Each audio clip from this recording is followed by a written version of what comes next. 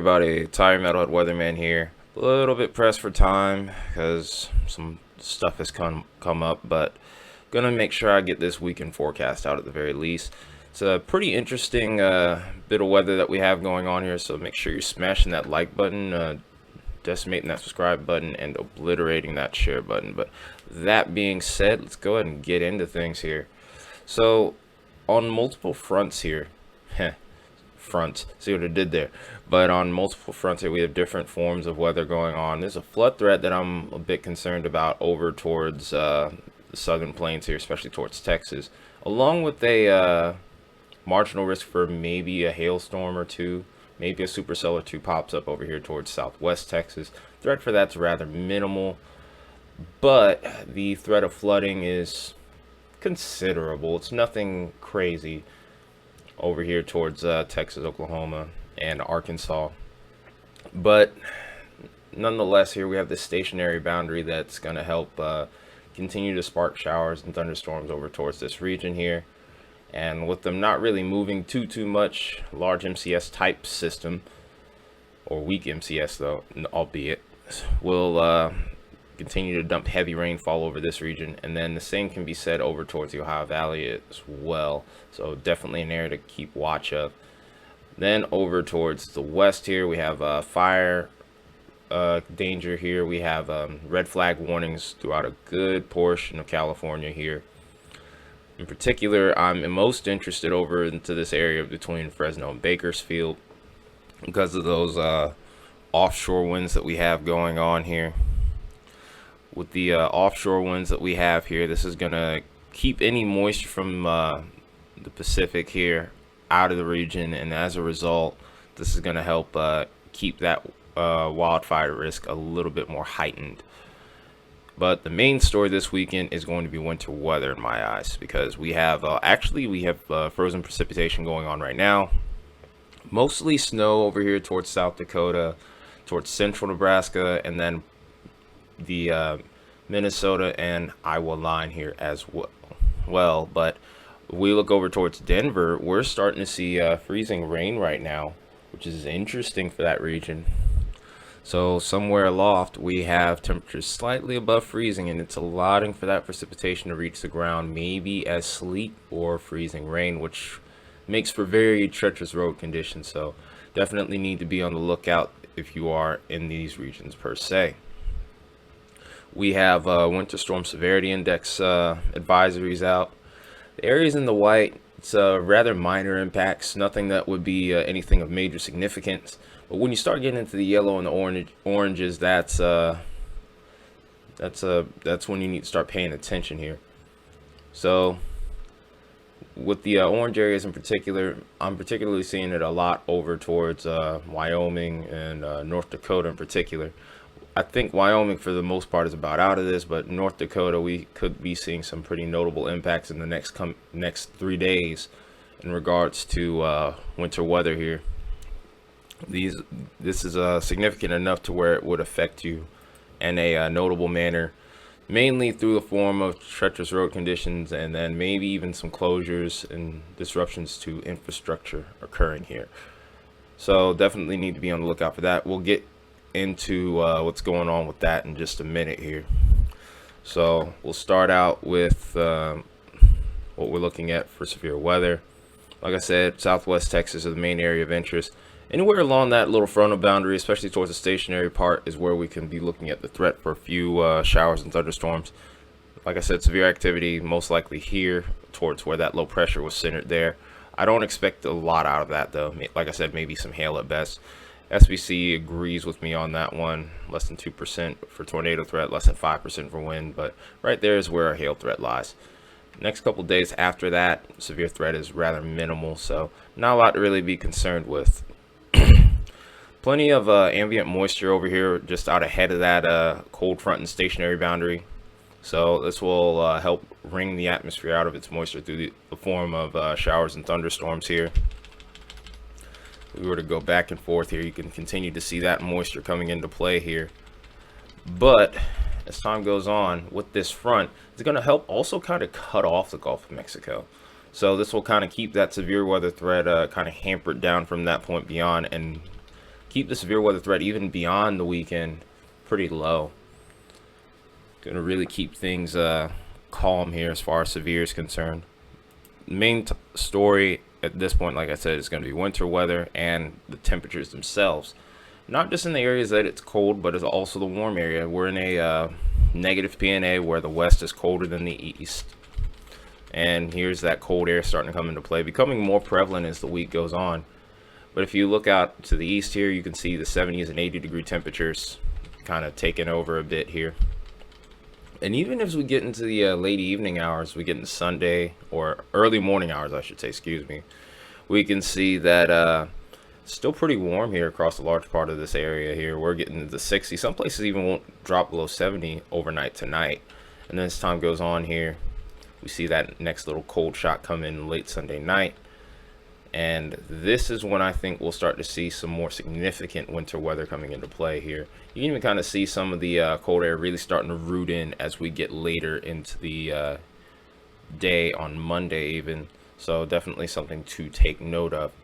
By the time we get towards Monday afternoon, we start to see that front starting to approach the southeast. And with that, we will start to see a drop off in temperatures. And it'll pretty much be an indicator of how we will start out the month of November. We were to look at dew points here. Again, I want to make a note of one thing. With winter weather, it's a lot different from severe weather. Those higher dew points is usually a big indicator of moisture content. But the thing is, as the atmosphere gets colder, the moisture becomes a little bit less. So you don't have to have high dew points for snow. In fact, if we were to go through today here, in some of these areas that we're seeing snow right now, dew points aren't even breaking 25 in a lot of places. Some aren't even breaking 20. But the thing is, with this, if there's any sort of slightly warmer pockets, we could get areas of freezing rain here, which we'll get into in just a little bit here. I'm going to make some videos on the Weather Nerd 101 playlist in the coming days and weeks that kind of discuss how snow really gets going, and then also other forms of frozen precipitation as well. But if we were to go ahead and actually take a look at the middle levels of the atmosphere, I think that's going to be really what ends up being really telling as to how our setup begins with our freezing rain today. Right now, we're mostly seeing conditions where we're just right at that freezing line at the lower levels of the atmosphere. We're looking about 1,000 feet above our heads here at this point. And what we can see here is this little pocket right here. This pocket right here is just slightly above freezing.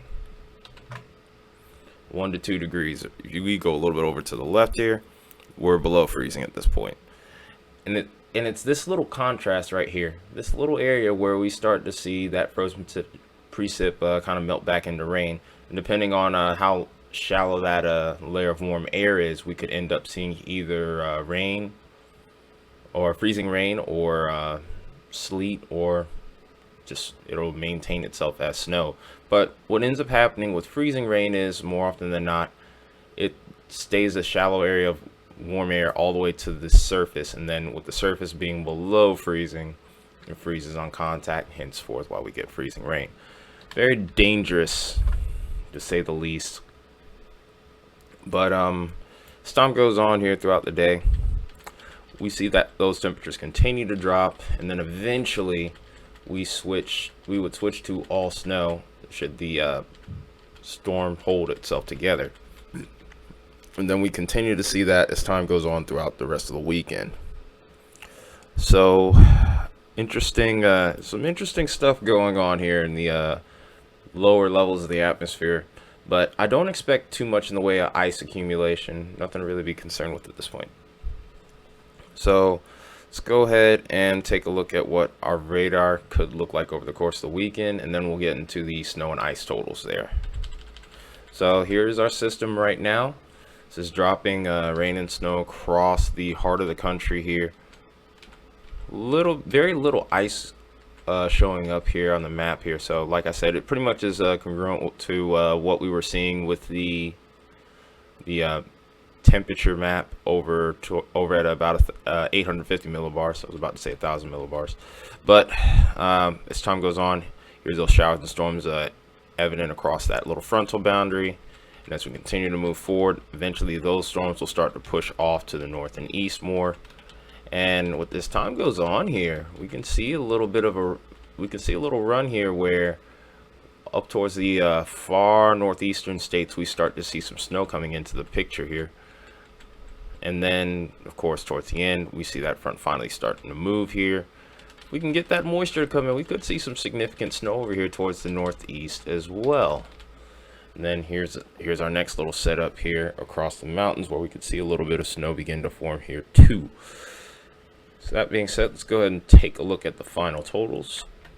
So here we are looking at the snowfall accumulation here. Got to make sure that we're looking at the time frame, which is leading up to Monday afternoon, right around noon, I would say, my time, which is Eastern. But greatest snowfall totals as of right now kind of lean more so towards the Rockies right now. We're seeing up towards the mountaintops, we could see up to 1.5 feet of snow. Not unheard of for this time of year. It actually sounds about right. It's a pretty notable snow system right here. Then over towards the Colorado-Nebraska line here, we get up to about 1/2 foot of snow possible here. And then those snowfall totals drop off a little bit as we move further towards the east here. Very surprising that we don't see as great a total over here towards North Dakota, considering the WSSI that was put up over there. I do think that if this trend continues, we'll probably see a downgrade of that.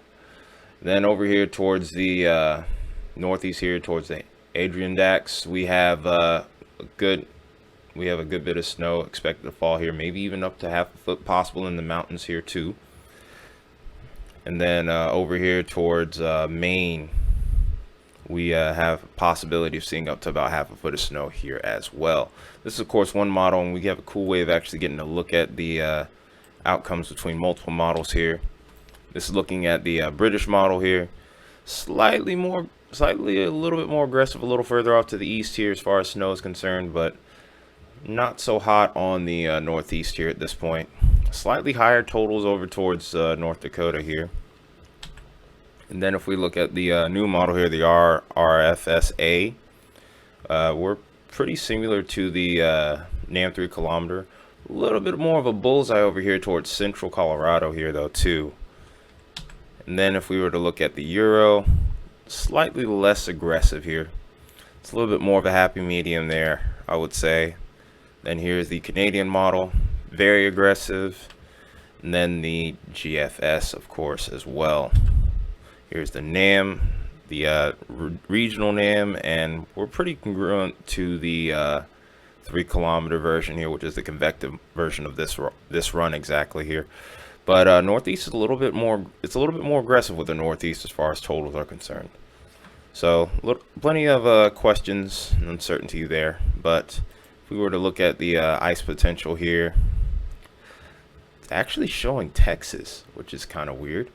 I don't know if I'm in with that one or anything like that. If this ends up being the case, though, that could be a pretty crippling ice storm for the Panhandle here. We'll have to see if that ends up happening. I'm very doubtful of it. When we go to the next model run, of course, it's the blend of models. I was thinking NAM was pretty aggressive, and definitely seems like that's the case here. We're not even looking at 1/10 of an inch of ice here. Still need to be careful on the roadways nonetheless, but I was thinking that was a little bit too aggressive in my opinion. It's very uncertain as well.